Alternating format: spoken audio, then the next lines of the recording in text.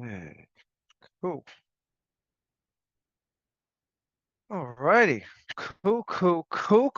Let's get some people up in this building. Let's see what we got here. All right, cool. Promoting you all the panelists. Come on up, guys. We're gonna come sit in a room together. Everybody accept my invites. Like I said. Thank you. Thank you. Thank you. Good to see you. All right, we're gonna bring everybody up here. Thank you, guys. All right, talk about a jam-packed day, guys. I've been looking forward to this for a long time. We got Tony Mont in the house, guys. I'm gonna let everybody get settled, and then we'll get started here. What is up, Mr. Tony? What's up, brother? How are you? Well, man. Good to see you, bro. You, man. Great to see you. Dude, you do look like Bedros. Now that I can see how Ken messed that up, bro. That is so funny, bro. I get it. Yeah, I wasn't even complaining. I take it as a compliment. 100%, bro. But you are better looking than him, bro. For sure. Hey, you're just 100%, saying. bro.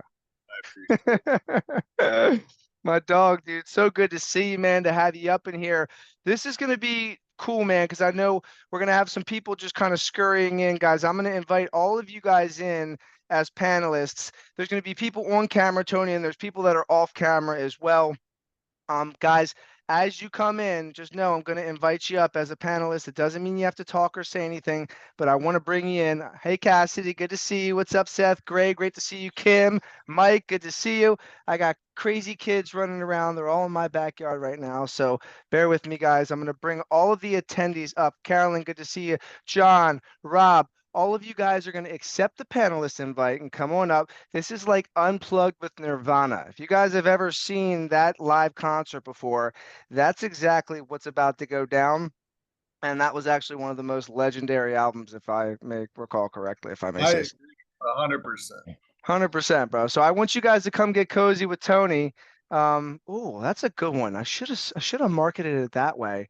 Because there's no other way to be with Uncle Tony, man. So Uncle Get Tony, cozy. dude, I love yeah, it. bro. Yeah, get cozy with Tony. Welcome to the show, guys. I'm gonna go ahead and get started, Tony. So there's some people that'll stagger in.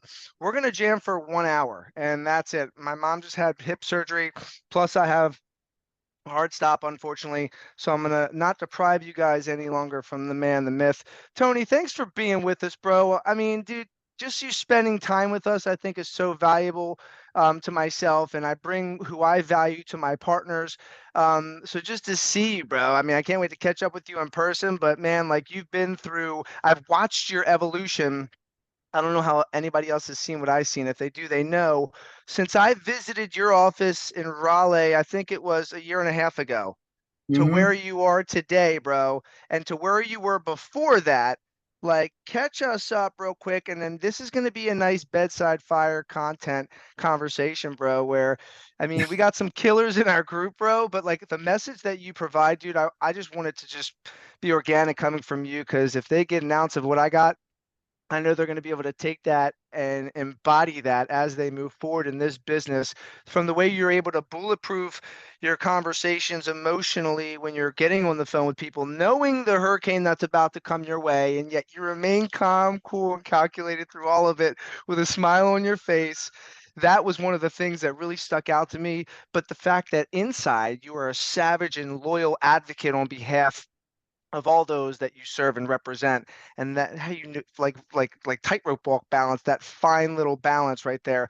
Curious to hear about that as well as much more. We'll open up for Q&A. So guys, one more time to the 8 other attendees and everybody coming in, I'm bringing you all up as panelists. I'm going to give Tony the mic and let him rock, and then you guys are going to be able to ask questions. I'm not going to force you to be on camera, but I'd like you to be on camera because we're all going to get comfortable with each other. Mr. Tony, how you doing today, bro? I'm doing fantastic. First of all, thanks for having me on and inviting me to this. I love doing these. I love talking to communities and seeing where I fit in and where I can help.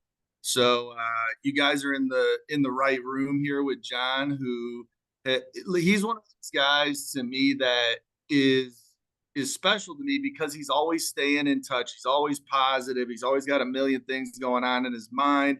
whenever I talk to them, it's just like information overload, and you just pick through it and pick the good stuff and put the chaos on the back burner for another time, but knowing it's all going to get done. And I love that about you, dude. The energy you bring to a room and a conversation, dude, is it's contagious, and I love it.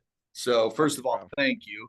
For those of you that don't know me, my name's Tony Mont, at the Tony Mont on Instagram. If you want to follow me, I do dispositions in the wholesale space. Before that, I owned one of the highest volume bicycle shops in San Diego, California. And before that, I was a complete screw up. Okay. And John, it was kind enough to talk about how, I end with my communication, and I post a lot of stuff on Instagram that's geared either towards dispositions in the wholesale space where we're assigning contracts. I talk to a lot of sellers, a lot of buyers. I'll record those videos and put them on there. I also talk a lot about discipline and staying disciplined and staying positive. And what John was referring to in terms of communication, as he was talking about it, had never thought about it before, but as he said, I stay cool, calm, and collected with a smile on my face. My personality was not always like that. I come from a violent past, and like I said, I was a screw up. I faced life in prison at 22 years old on a first-degree murder charge. So I've been at the very bottom of the barrel and had to climb my way out. And it took me a long time to come up with that cool, calm demeanor. But I learned pretty quickly after sitting in jail for a while, waiting my trial and almost going to prison for the rest of my life, that like never matching anybody's energy in a negative way will come out good on the other side. So I've taught myself over the years in terms of communication, which I pride myself on. Some people on Instagram will talk a little shit and say, oh, you're so monotone, you're so this, you're so that, you're so calm, it's not exciting. And I'm like, well, that's what gets deals done for me. And that's what keeps the seller calm or the buyer calm on the other side of the phone. And I just don't take life too serious. Meaning, if somebody is having a bad day and somebody's having an issue with something that's going on, I don't let their negativity influence me. And when somebody is at this level mad, I just stay very calm, because if I get to that level, then nobody wins. It always blows up. So I always stay very cool, calm, and collected. But I got into the wholesale space 3 years ago. I just exited our wholesale company. In 3 years, I went from literally not even knowing what wholesaling was. I had never bought a house. I'd never sold a house. I lived in California for a long time. I'm from Chicago originally. That's, that hint of the accent you get from me. But when I got into the wholesale space, didn't know anything about it. And I just started from the ground up. And I know Chris Crump was on here, right? Mm-hmm. Yeah. And I don't know if he gave me a shout out, but he's always saying, oh, I learned all this stuff from Tony, right? And I appreciate that he says that. He's a good dude. I love him. But I learned a lot of, my process from Jerry Norton. So when I first got into the space, that's all I had. I didn't have a Tony Mont to follow on Instagram. I had old Jerry Norton videos on YouTube, and I was just gathering kind of basic information. And looking back on it, I was thinking about it this morning when I was knowing I was going to do this call. And because me and Jerry are good friends, and he calls me and we throw ideas off each other all the time. And he's always given me a lot of credit for my dispo process. And I think the industry just needed somebody like me to jump in, because the acquisition side, marketing and sales, is all very sexy. And there's a lot of people out there that talk about it. There's a lot of influencers. There's a lot of content about it. Not a lot of people were talking about dispositions. And I think it's just as important as acquisitions. I'm not going to say it's more important, because without a deal, we can't dispo anything. But I think they are hand in hand, both as important, especially in this market. You need a lot of strategies on how to dispo a deal. You need the right marketing. You need to make enough calls and enough dials and enough talk time, just like acquisitions. And more importantly, you need to know real estate a lot more than acquisitions. Like if you have an underwriter and they're telling you numbers on as a closer, and you're just, reading a script and closing deals, that's great. You don't really need to know a lot about real estate. But in dispositions, you're talking to really savvy investors who have exit strategies and they borrow money and they fix and flip, they buy and hold, they use the BRRRR method. They hotel. They'll buy a deal from you, close on it, and literally just list it without even vacuuming the rugs. So there's a lot of ways these buyers make money on these deals. And if you don't understand every exit strategy they're doing, then you're not going to know how to market your deal. You're not going to know what price. You're not going to have educated conversations with these buyers, which you absolutely need to have because they're experts, and you better sound like an expert.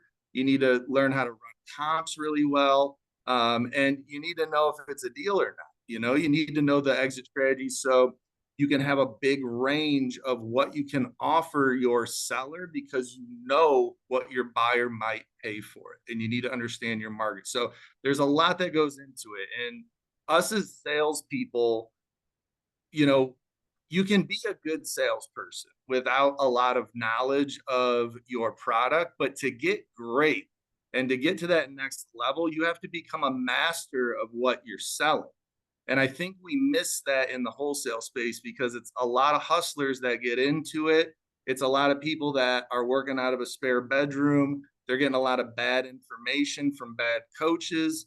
And there's a low barrier of entry. And it seems like the missing piece of the puzzle, which a lot of coaches don't teach, is you have to master real estate in order to make money with it. You can make a living, but if you want to make millions of dollars like I have in the last 3 years, you better understand the product you're selling, and that's real estate. And people don't talk about it enough. It's sales and marketing, yes, but you got to understand the product you're selling, the product you're marketing.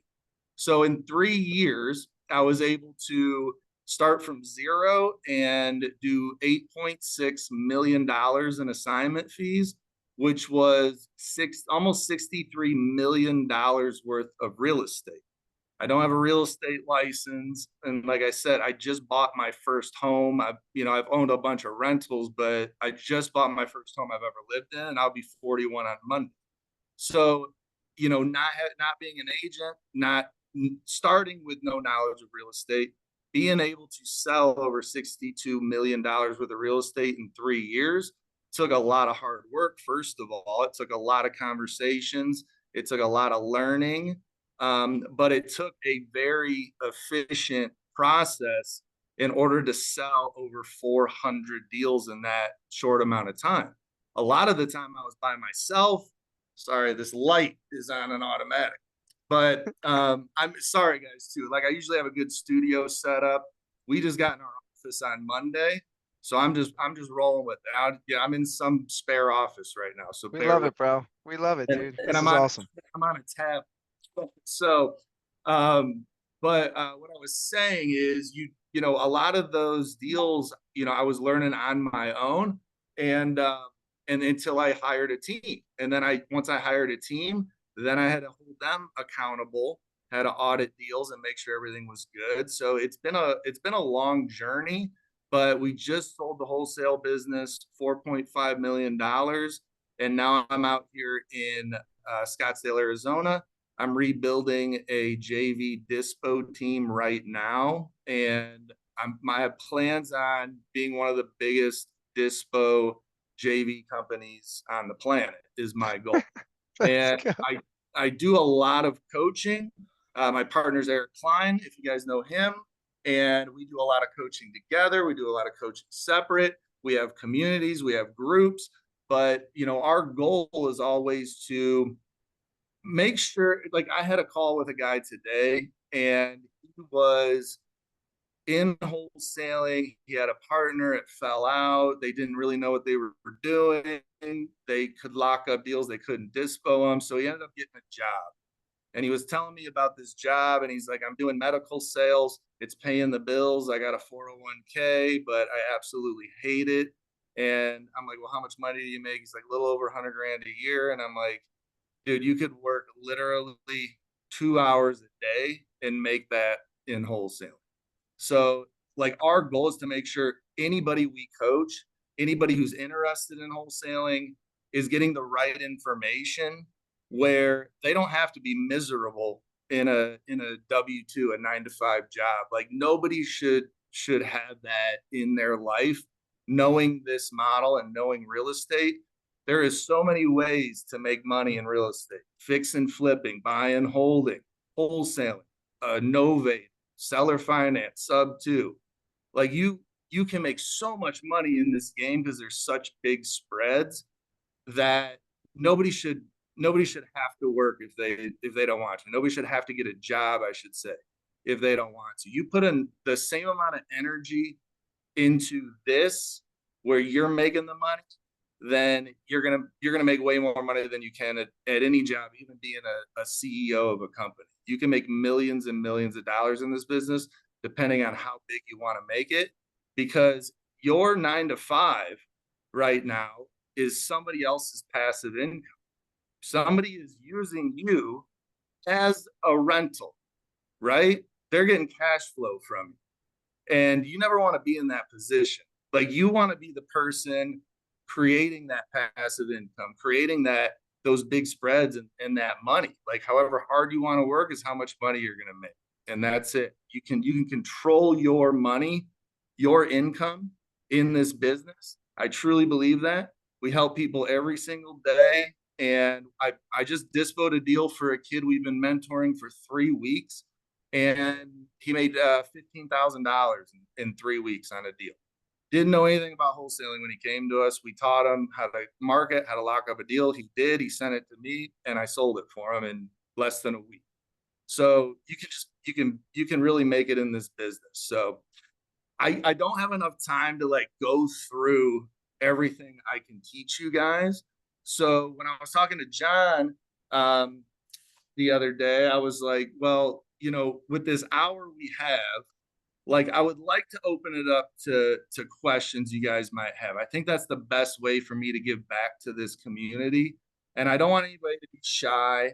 Like, I have communities that I teach every single week where people ask me the most basic questions, and that's what these groups are for. So whether you have not done a deal yet or whether you're doing 20 deals a month, like, everybody can learn from every question. So I just don't want anybody shy on here. I want you guys to open up. And if you do need help, that's what I'm here for. So I'd like to open it up to questions if that's okay, John. Absolutely, bro. Absolutely. Yeah. If you guys do have questions, if you want, you could shout it out or you could raise your hand. I thought that's so good, Tony. And I know you'll be back, dude. So we'll be able to get more of you to deliver. And anybody that wants to find you, I put your Instagram in the chat. And then Tony will be dropping more information for you guys to be able to connect. Because Tony, I definitely want you to talk about your communities, the services that they provide, and how influential that they are. Because I'm seeing firsthand how there's truly two sides of this. Because I went down to Raleigh and I trained under really Eric to learn the acquisition side because I'm an acquisitions guy.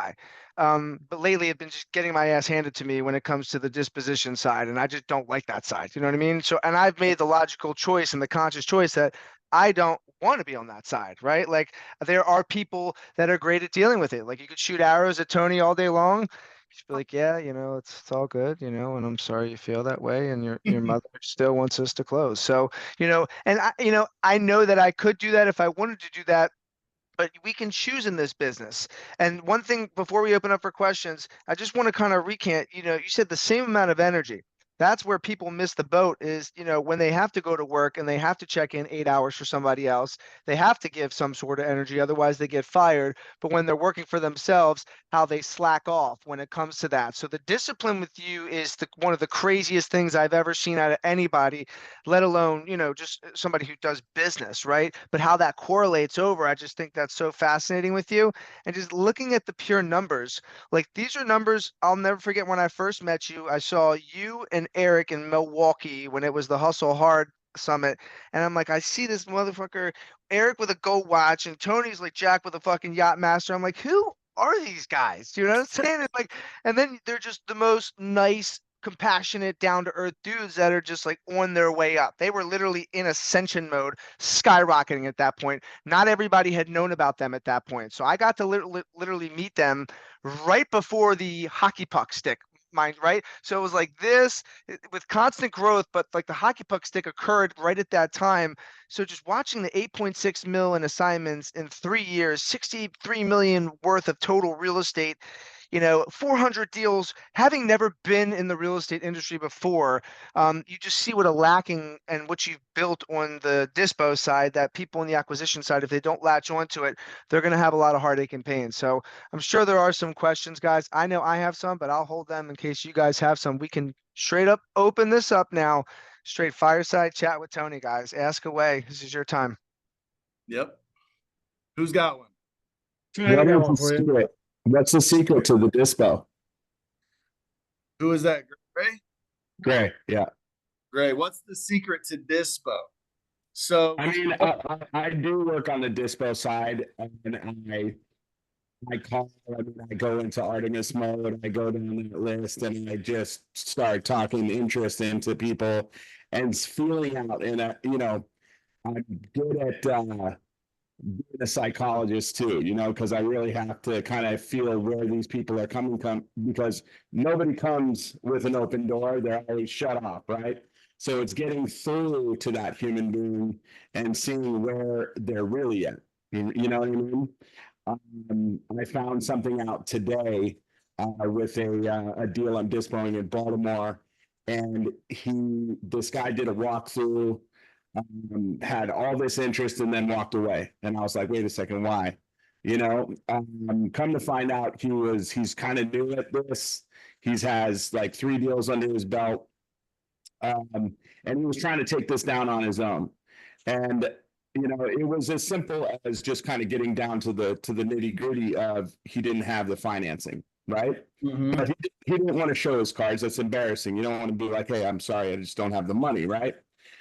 It just so happens I'm a lender, so I offered him a lending solution, and he opened up. I've got him a loan app. I mean, we're cooking with gas, right?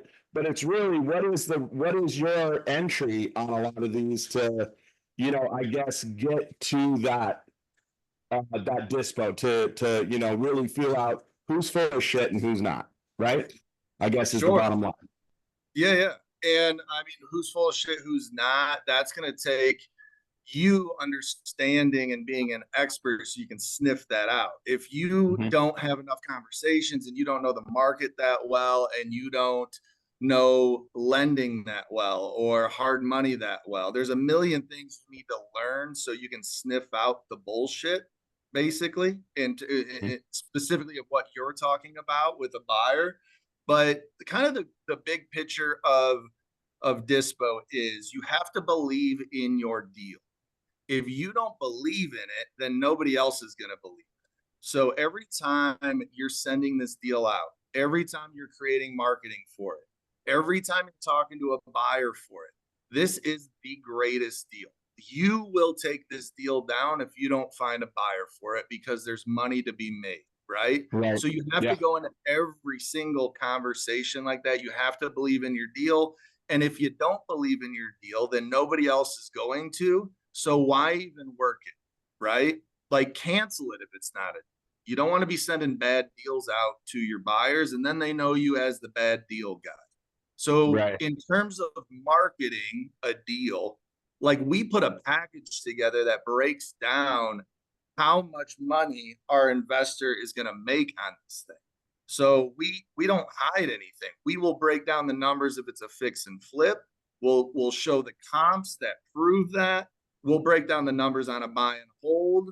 Like, what is your cash on cash return? If it's a BRRRR method, we'll put those numbers in there. We'll do the calculation. We'll show how much cash flow they're going to get on a BRRRR, how much money they can pull out once they rehab it.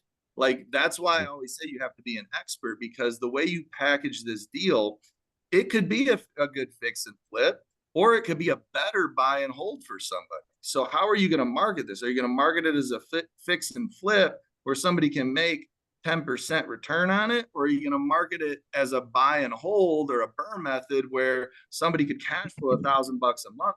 Like, that's why you need to know all those formulas, and you got to know your market, and you got to know your comps. So the marketing for a deal cannot just be a couple lines in an email and a photo. Like, you have to break this down and do the work for your buyers. They're getting so many deals, especially you guys that use Investor Lift. Like, you are not the only person sending people deals. They get 50 to 100 deals sent to them a day. What makes you so special? How much is it for your calculator? I don't have a calculator, but I do have a breakdown on all the formulas, and it's in my course, which you guys, I'll send you a link to. I don't even know how to send it on here, to be honest with you. There we go. Oh. So I just posted the link in the chat. If you guys are interested, I have a course that explains all this, 57 videos, 8 hours of content.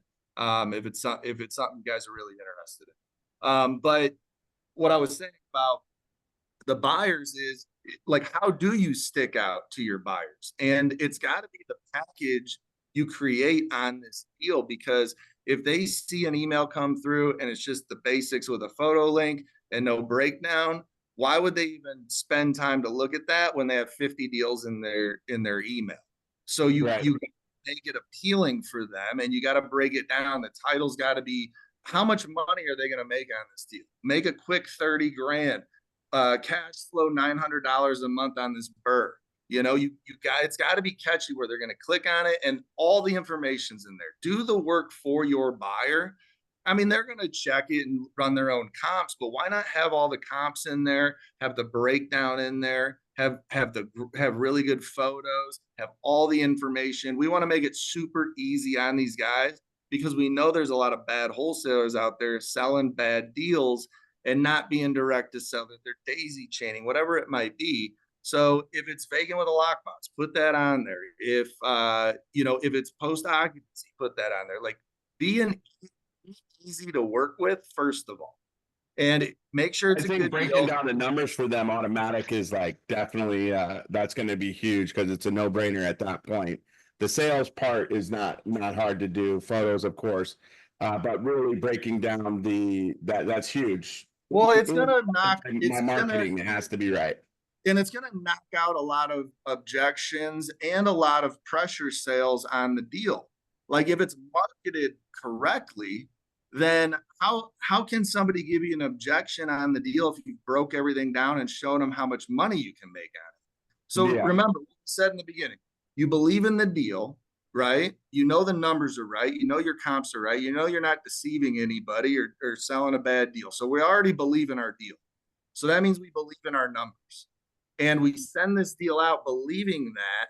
So when a buyer is trying to negotiate, or they have an objection about this deal, you're just basically reading the marketing information on the deal, the marketing email you sent to them of exactly what this deal is. How can they object? You've ran the numbers, you've done everything for them. So it does cut out a lot of those conversations, and a lot of you going back and forth and arguing about comps and price and how much money and market and what street this is on and all that, photos.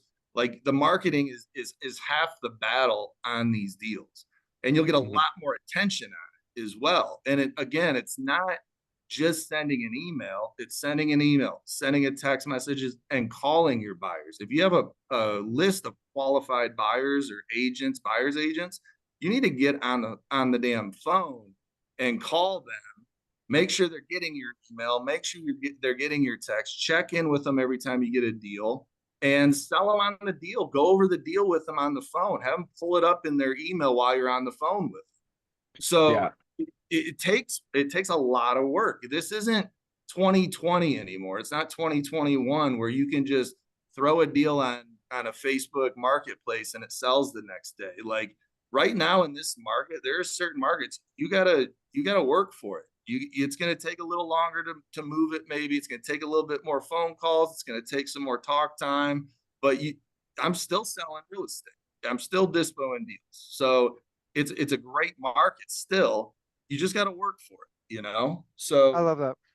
Yeah, I yeah, love that. One of our top guys, Johnny Otis, is in the house now. He was a little bit late because he was working, but he's a good definition of that, Tony, and which made me realize quickly, holy shit, there's a whole nother aspect to this business, and it gave me a whole new appreciation for what you actually did for TLC home buyers, Tony, because it just, and I know all I remember the stories from before where you guys fucking started over from scratch. You had like 63 fucking contracts and you were stressed the fuck out.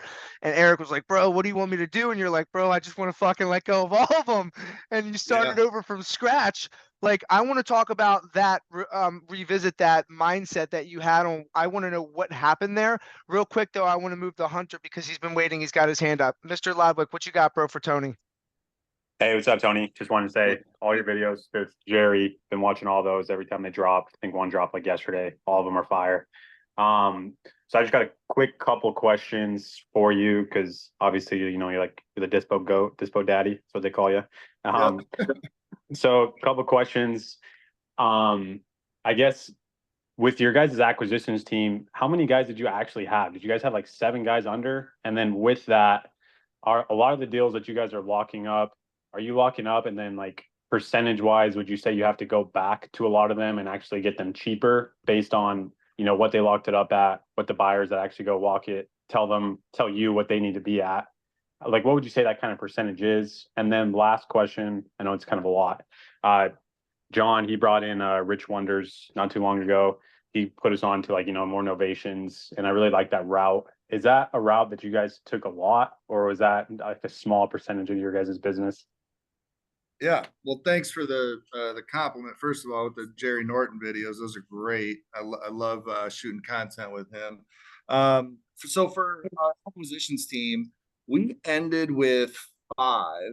I would say our average size of our acquisition team was probably 3 to 4 through the whole 3 years.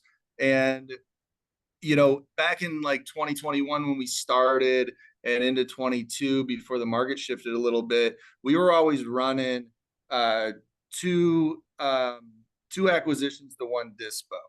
But then as we continued and as this market got a little tighter and interest rates went up, that ratio became 1 to 1, because in 2021, a dispo rep could work 15 deals at a time because a third of those would sell the first day sight unseen because the market was cranking. But once the market shifted a little bit, I don't think a dispo agent right now can efficiently work more than about 8 deals at a time. So because of that, our acquisitions team was locking up a lot of deals. So we started getting the ratio to 1 to 1 on acquisitions to dispo towards the end before we sold it. And then the reductions, I know I get flack on Instagram for talking about reductions, but they absolutely have to be made. I mean, it's funny because we look at traditional listing a property and real estate and realtors as one thing and wholesaling as another.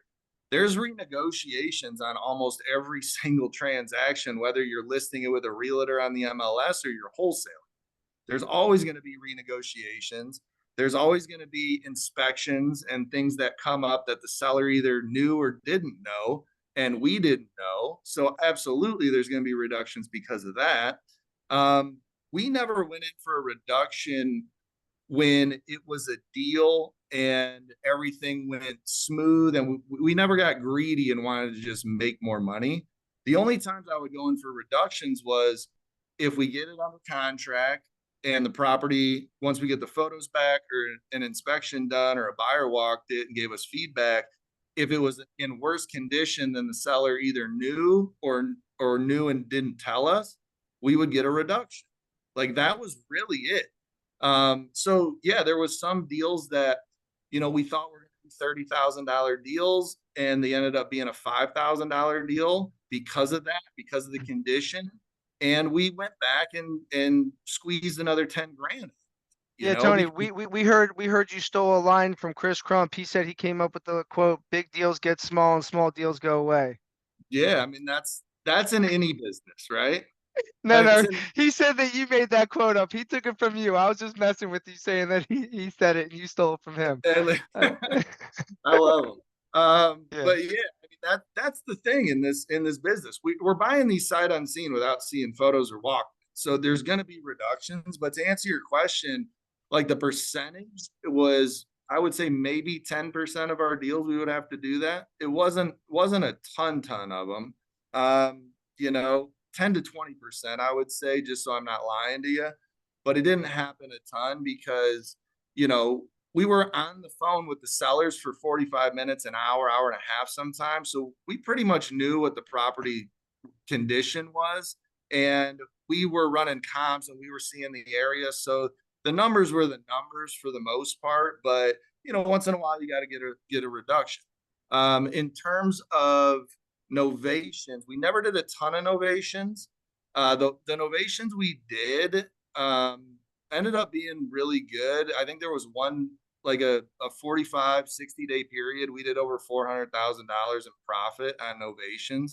One of those was a novation deal in Cary, North Carolina, where I think we made 150 grand on it or something like that. So one deal did pay us a lot, but we did over 400 grand in novations. There was another couple that did, over 30, one that did over 40, a couple in their 20s. So we had a good run on novations, but we didn't focus on it too much. Again, I would say maybe 10% of our deals were novations. So we were never heavy in it. We were, I think our personalities too, and just the way we are, like we want to turn and burn these deals.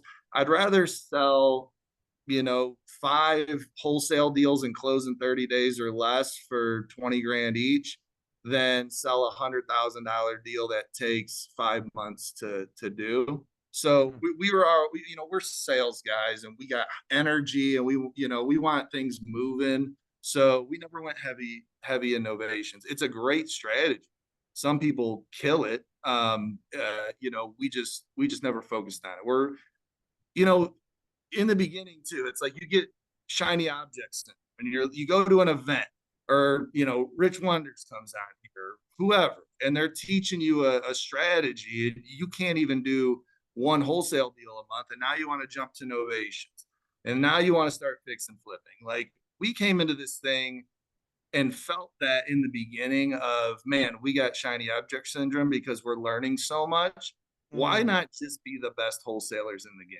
Why not just focus on one thing? And that's what we did for years until we got it dialed in and then started flipping properties, and I think I flipped about 9 to 10 houses in the last couple years. Our average profit on those flips was probably $90,000. And it's because we get to cherry pick our deals from our wholesaling machine. There was multiple flips I made 6 figures on easy, because we are good wholesalers and we're direct to seller. We get good contracts. We get properties super discounted. And the best ones are the ones we flipped. So it's a machine for whatever you guys want to do in real estate. So if you want to fix and flip, you want to buy and hold, you want to novate, you want to hold, I mean, everything comes direct to seller, and then you can figure out whatever you want to do with that deal. You got spare cash, you got a tax liability, buy it cash, use it as a rental, buy it cash and then burn it. You can flip it. You can do whatever you want with it. But until you dominate that direct to seller marketing, it's going to be tough to make really big rips on deals. All right, who else we got? Hunter? Oh no, that was Hunter that just asked that. Thanks, yeah, appreciate it, Tony. Thanks, brother. No problem. What you got, Rob? Rob here. What's up, Tony? How you doing? Good. I've been inclined to ask, or just have a conversation or ask a question because you kind of mentioned something that's a little similar to me. from a medical sales rep person that you dealt with. So that's me as well. I'm making double that what he's making, and I've been in real estate for 20 plus years flipping. I started flipping houses on the side, and then did wholesaling last year, did about 15 deals, and then doing more strategics this year. And it's funny because I got this golden handcuff. You know what I'm saying? Like the mindset, like when, I've been in that role for 15 years. And actually I can do that role not working a lot of hours. Really, I can do it working 20 hours a week now because I got it down. So I'm kind of doing that and real estate now. And I have a dog treat company too, because you sounds like you're an entrepreneur as well. And you might be able to relate to this. And I'm looking at leaving my job and just deciding on when that right time is to do that. I'm probably looking at maybe at the end of this year. But what made you or made that person do that and get over that fear? And I'm going to be transparent and vulnerable here. It's like you get real comfortable with that really cushy job, right? But that's not my goal. But it's that fear of stepping out and fear of, I call it false security because I believe it is false security, but I don't feel like I'm so used to that false security, if that makes any sense to you. And I just wanted some thoughts to use psychologically that could help me on my journey and get forward and move forward with that. Yeah, well, I appreciate the question. Comfort is the worst thing for you. First of all, that comfort will hold you down more than anything in life. You get comfortable. That's why you stick with a job for 30 years, get a fake gold watch and a pat on the ass when you retire, right? Comfort is the worst thing for you. And what has helped me realize that or not get comfortable is doing really hard things on my own and taking on challenges that aren't brought to me, because when the challenge is brought to me, it doesn't feel that difficult anymore, right? I'm training myself to do hard things. I wake up early, I work out, I do the cold plunge, I do half marathon Spartan races, I do 100-mile bike rides, I lift crazy weights. I do these really hard things and I take them head on because I'm so scared of getting comfortable. It scares the shit out of me. The thought of being comfortable in a job right now, like where I'm at now, I haven't had a job in 16 years. Like the thought of that really, really scares me. So you have to train yourself to not be comfortable. That's the problem. People are searching for comfort in life, and it's the wrong thing they should be searching for. You should be searching on how to get uncomfortable, because life is gonna be uncomfortable, and you can't make a decision on when life throws that shit at you, but you can wake up and make a decision every day to do something uncomfortable, and then you're not gonna fall into those traps. So my advice to you, and like where did I change? Like, dude, I sat in jail and I was facing life in prison. When I got out of that situation, I drove out to California. I had no money, zero. And I didn't know anybody out there. I didn't have a job. I didn't have anything. I just got out of a first-degree murder trial. I was 24 years old now because my trial was 2 years later. And I woke up that morning in San Diego and I wrote down I'm one step away from greatness.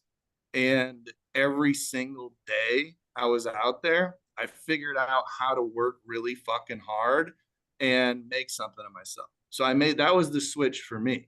And I was like, I don't care if I work 7 days a week for the rest of my life. I'm never going to fall back into where I was. So if anybody is unhappy with where they're at, you have to get up and get uncomfortable. You have to do things you don't want to do. That's what discipline is. Discipline isn't, getting up and I'm going to eat a piece of birthday cake every day for 30 days. That's not a discipline. You want to do a discipline is I'm going to get up every morning and run a mile. I'm going to get up every morning, take a cold shower. I'm going to commit to running 100 miles this month and stick to it. So for me, that was my switch. And it, for you, it's like either you're not happy in that job, or you you strive to make more money and have more opportunity or provide more for your family, whatever that Just is. be more, do more, grow more. And that's where I'm at. More, I deserve more. And I know, I just know But my dude, so value. You know your let me, worth, right? let me stop you for a second. Do you deserve more though? Well, Like, you what are you deserve, doing? hell What are yeah, you you do. doing? Like, what are you doing right now that you can prove to me that you deserve it? Because not everybody deserves to be at the top and have all this success. Like, you're gonna deserve it when you do all those things to create that for yourself. So you're gonna deserve it when you quit your job, you work your ass off getting this business off the ground, and prove to yourself that you deserve it. Like, we all think, oh, everybody deserves happiness, everybody deserves success, everybody deserves this.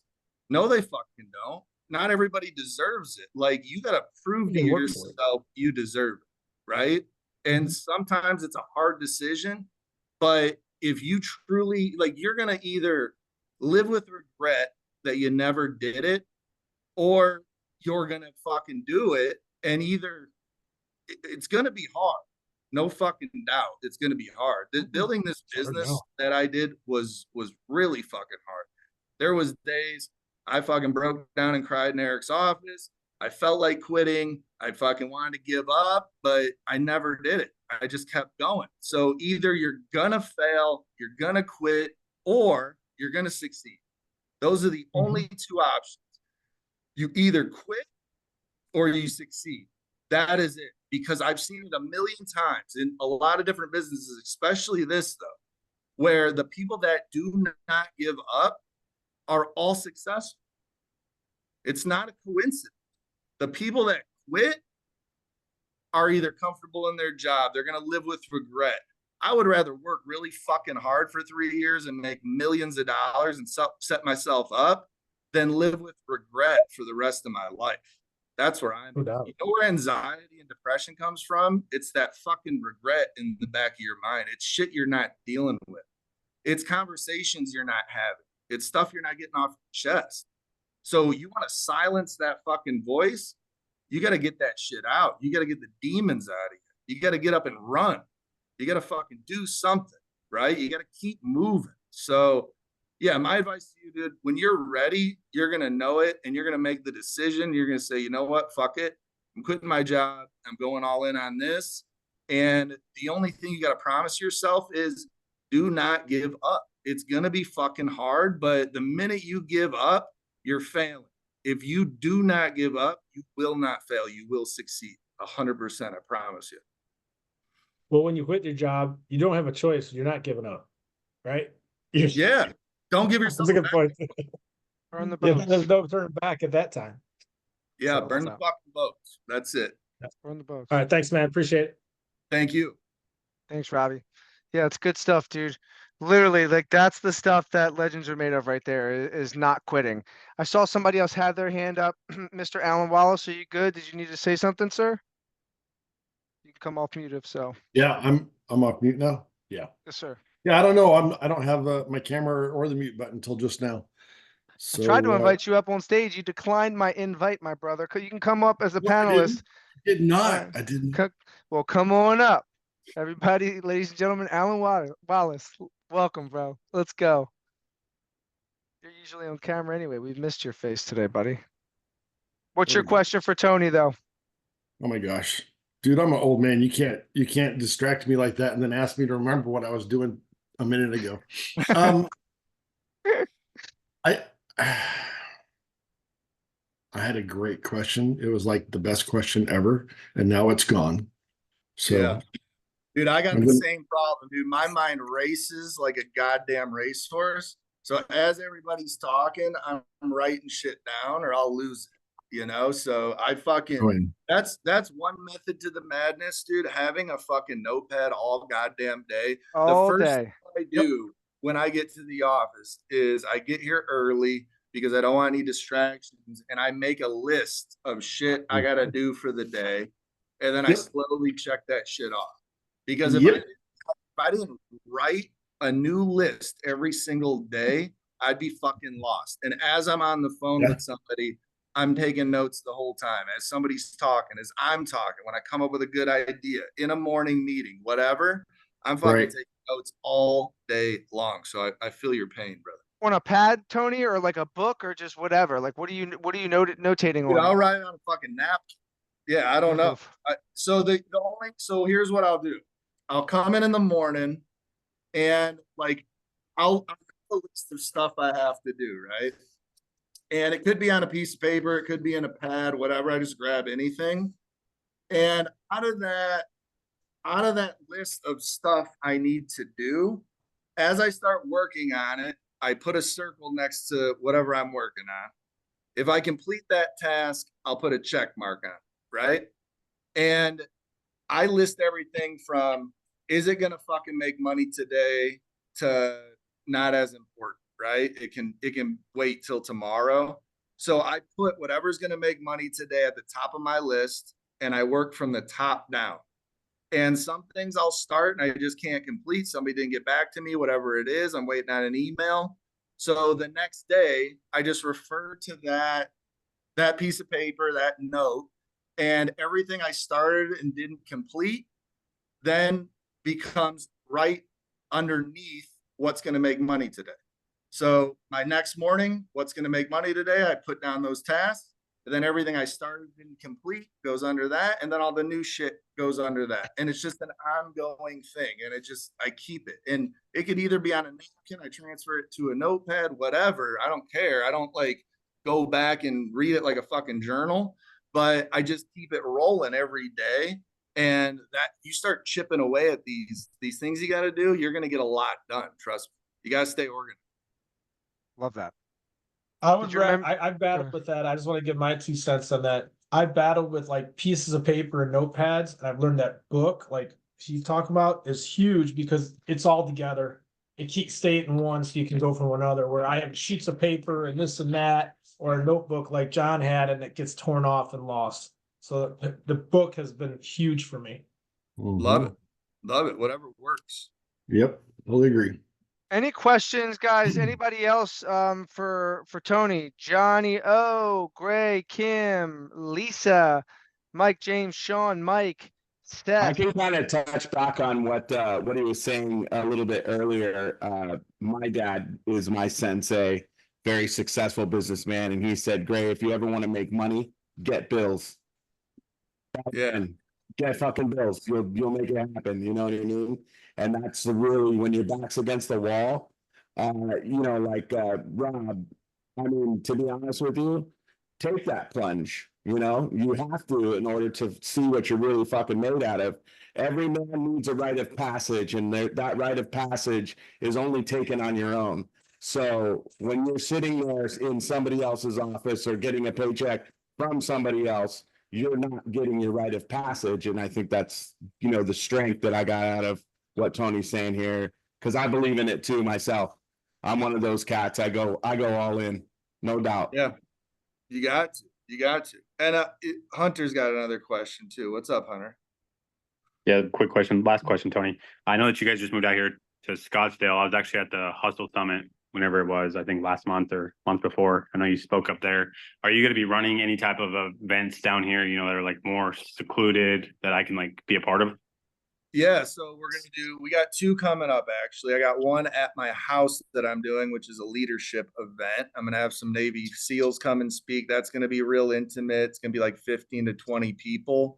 Okay. So hit me up on Instagram and we'll hop on a call about that one. Okay. It's going to be, there's going to be like workouts included and leadership and ownership and accountability and communication. We're going to teach a lot. We're going to do a lot. But I'm creating, a community of bad motherfuckers out here is the plan.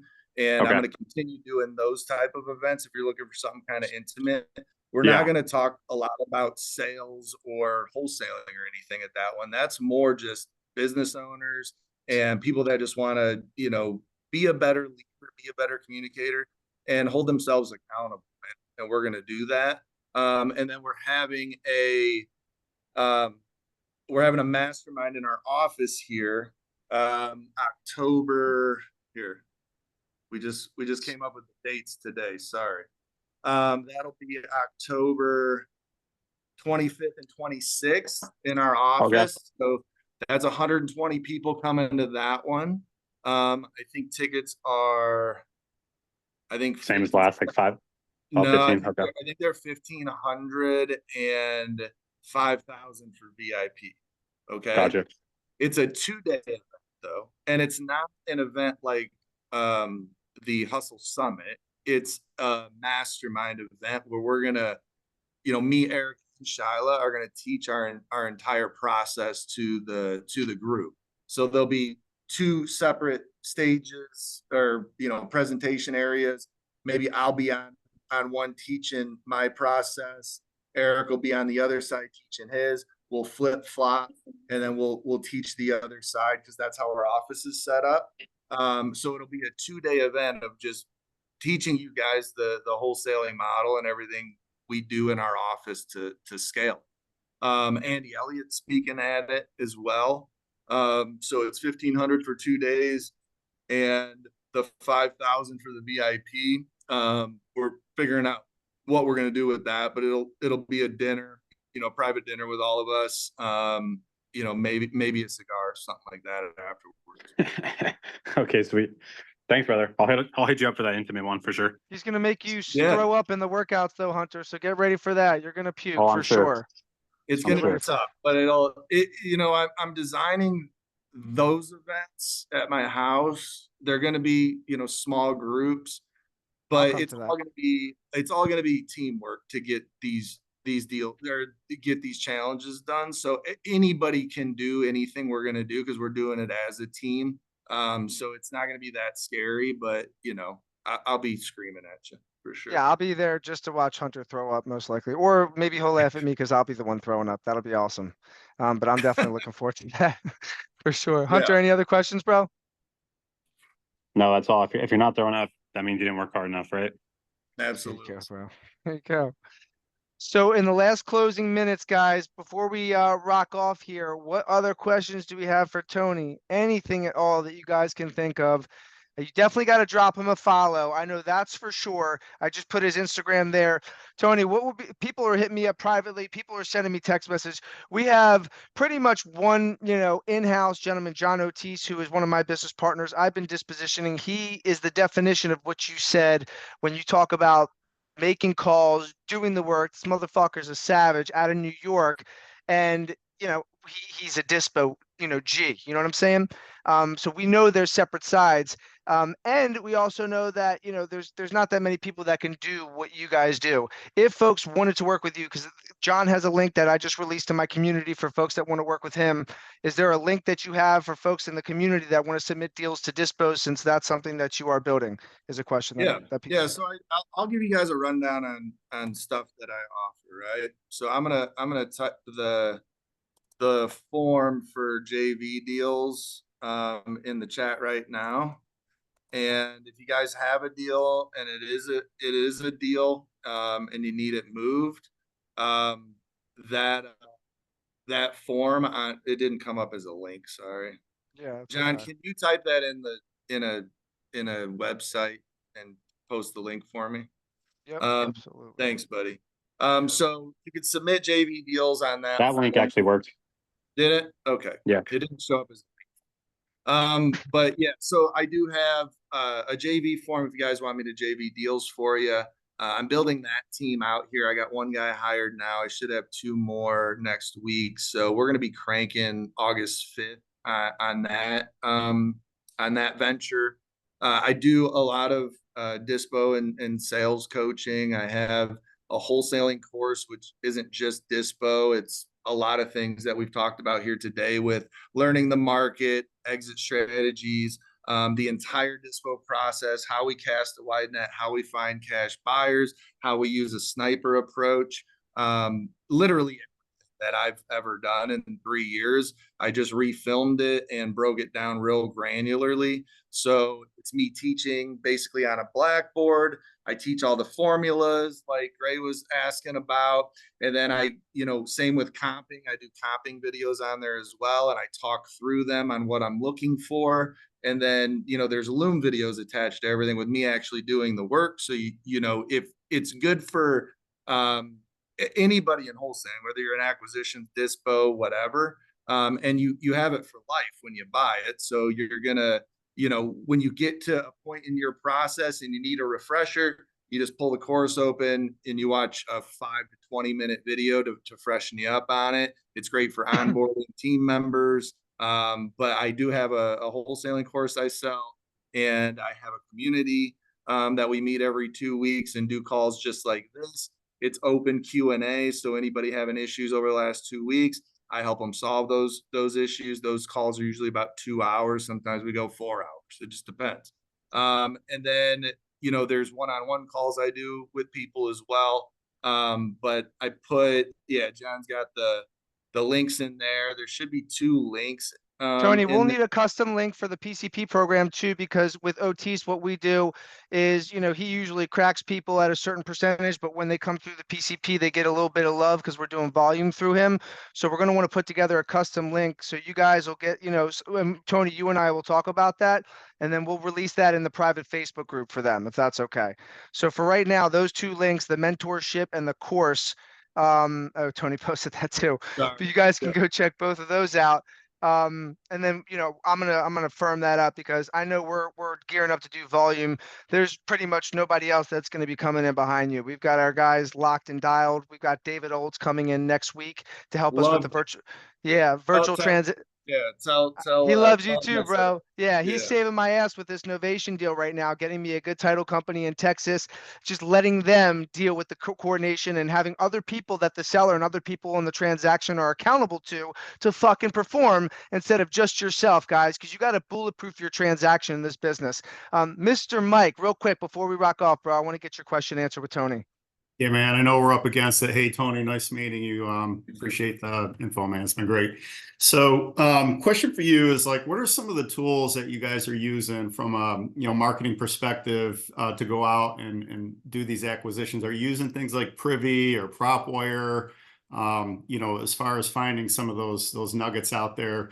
Here in Charlotte, I do have a handful of buyers that I've met, and they're kind of, ready to go, and obviously always looking for some good opportunities. I use those 2 tools. I was just curious what you've had success with and been, being able to use. Yep. So our main marketing strategy and acquisitions was always cold call. So we would pull lists. In the beginning, it was List Source. Now we use another company. But we would pull absentee owner lists, 20% equity or more. We would cap the price of the home at like $500,000 because we're looking for stuff under the median home price for investors. Have owned the property for more than 3 years.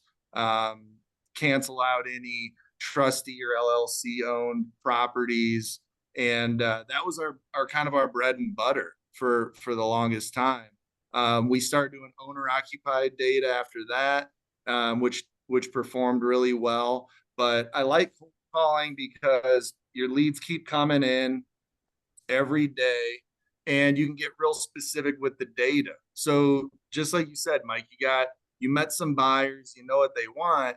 You could literally get a rundown on those buyers you met and exactly what they want, and go by that exact data, zip codes, type of house, year of house, square footage, literally down to exactly the house that they're looking for. You can buy all that data. You can get it skip traced. You can send it to our cold call company, and they're going to get you leads. And then now you're not cold calling, you're calling leads that have shown interest in selling their house. So it's just a much more efficient use of time. So cold calling, we always 10x'd our money on cold calling marketing, which is huge. We ran PPC as well.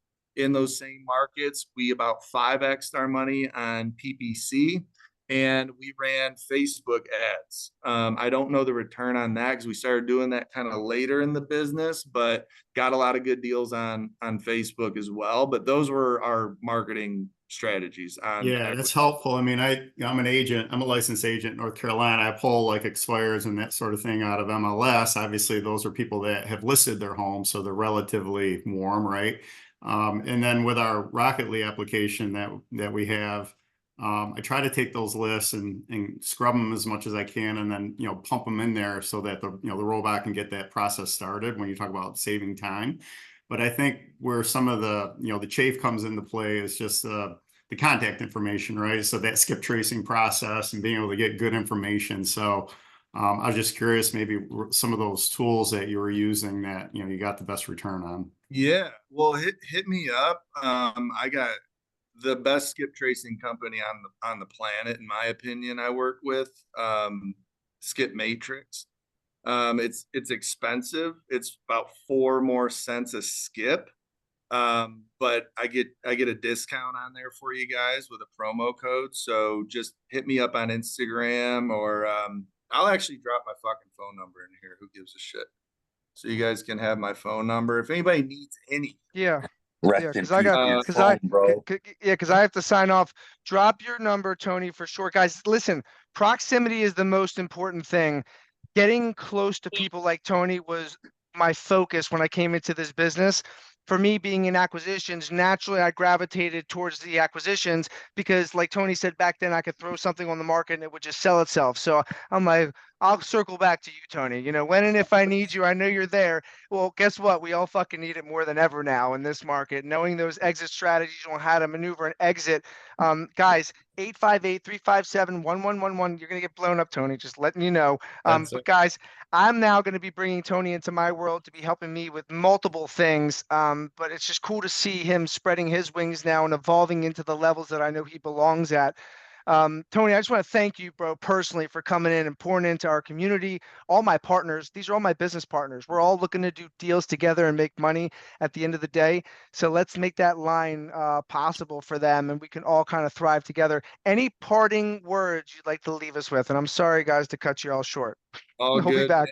Well, first of all, thank you, John, for having me. I love doing shit like this. It's never a burden at all. I absolutely love it. It's a favorite part of my week right here. And thanks for those that joined the call and asked the questions. Like I just love this shit. So that is my real phone number. If you guys need anything, reach out to me. One thing I always tell a community, because it's like, what is the most basic thing I can say about dispositions, right?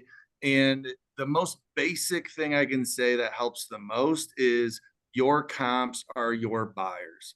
So don't overthink it. You got a deal.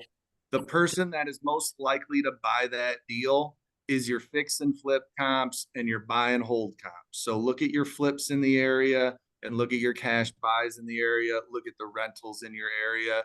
That's probably who you're going to sell your deal to. So if I can teach you one thing that's very simple, it's that your comps are your buyers. Write it on your fucking wall. Remember it on every single deal. That will help. That's gold. That's fucking gold. Gold. And yeah, I mean, parting words, basically, you guys are in the right room, man. And I'm proud of all of you for making the decision and joining this with John. He's a great dude, fucking one of the smartest people I know. And you guys are going to do great things. If there's anything I can do to help on my end, please let me know. And until next time, I'll see you all at the top. Let's go. Love you, Tony. Appreciate Thanks, you all Tony. for coming. Tony, thank you again. Talk to you soon, guys. Thank you, Peace. guys. Right.